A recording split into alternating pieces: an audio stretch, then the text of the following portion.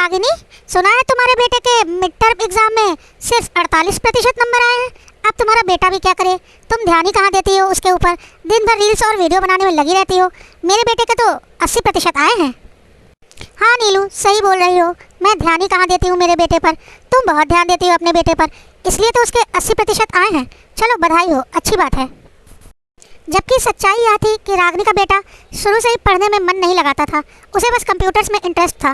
जबकि नीलू का बेटा रट्टू तोता था और वह हर विषय बस रट लेता था और उसके दिमाग में कोई भी कॉन्सेप्ट क्लियर नहीं होता था।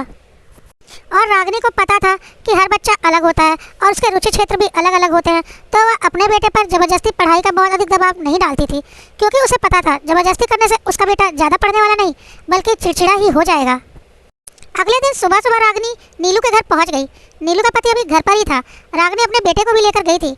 उसने नीलू से बोला, यह लो, आज से इसकी पढ़ाई लिखाई की जिम्मेदारी तुम्हारी, अच्छे से पढ़ाना इसे, अच्छे नंबर आने चाहिए इसके फाइनल्स में। नीलू के पति ने बोला, यह कैसी बातें कर रही हैं भाभी जी, नीलू आपके बेटे की पढ़ाई और उसके नंबरों की जिम्मेदारी क्यों लेगी? रागिनी ने बोला, अरे आपको पता नहीं भाई साहब, नीलू को अपने बेटे से ज़्यादा मेरे बेटे के नंबरों की चिंता है और उसे बहुत ज़्यादा चिंता है कि मैं मेरे बेटे की पढ़ाई लिखाई पर ध्यान नहीं देती बल्कि दिन भर वीडियो और रील्स बनाती रहती हूँ। तो फिर इतनी चिंता है तो जिम्मेदारी तो लेनी होगी ना, इसलिए मैं मेरे बेटे की पढ़ाई लिखाई की जिम्मेदारी आज से नीलू को दे रही हूँ। क्यों नीलू, ठीक है ना? उसके बाद रागिनी ने नीलू के बेटे की ओर देखा और बोला, बेटा कल को जब तू पढ़ लिख कर बड़ा आदमी बन जाएगा ना, तो हमारा बहुत ख्याल रखना और हमारी बहुत सेवा करना और हमें जगह जगह घुमाने भी ले जाना, हमारी सारी इच्छाएं पूरी करना। नीलू के पति ने बोला, अब हमारा बेटा आप लोगों की इच्छा क्यों पूरी करेगा, वह तो हमारी इच्छा पूरी करेगा ना। अरे नहीं भाई साहब, कैसी बातें कर रहे हैं आप, आपका बेटा आपकी नहीं हमारी इच्छाएं पूरी करेगा। कल ही तो नीलू ने मेरे घर आकर अपने बेटे की इतनी तारीफ की है और मेरे बेटे की इतनी बुराइयां की हैं कि मुझे कल से ही ऐसा लग रहा है कि बड़ा होकर आपका बेटा हमारे ही काम आने वाला है, ना कि मेरा बेटा। तो मैं तो आपके बेटे से ही उम्मीद लगाऊंगी ना। नीलू के पति ने बहुत ही तीखी नज़रों से नीलू को घूरा और बोला, अरे भाभी जी, यह तो बड़बोली है ही, इसकी बातों का क्या बुरा मानना, आपने भी इस बेवकूफ़ की बातों को अपने दिल पर ले लिया। हर कोई अपनी औलाद से प्यार करता है और सबकी औलाद ही उसके लिए करती है, ना कि पड़ोसी की औलाद। यह तो दुनिया जानती है, छोड़िए इसकी बातों को दिल से क्या लगाना।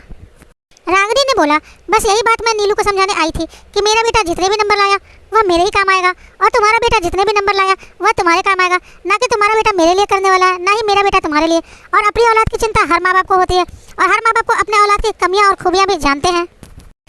अच्छा, अब मैं चलती हूँ। और हाँ नीलू, जो तुम पूरे मोहल्ले में घूम घूम कर यह बातें फैला रही हो ना कि हमने जो नई कार ली है उसके लिए हमने ज़रूर कोई गलत काम किया होगा, तो सुनो, वह कार मेरे वीडियो के पैसों से आई है। मैं मेरे पति का हर कदम पर साथ देती हूँ, ना कि तुम्हारी तरह पति के पैसे उड़ाने में विश्वास रखती हूँ, बल्कि घर में काम करके अच्छे खासे पैसे कमा लेती हूँ जो कि हमारे परिवार के ही काम आते हैं। यह कहकर रागिनी अपने घर चली गई और नीलू का पति नीलू को खा जाने वाली नज़रों से घूर रहा था।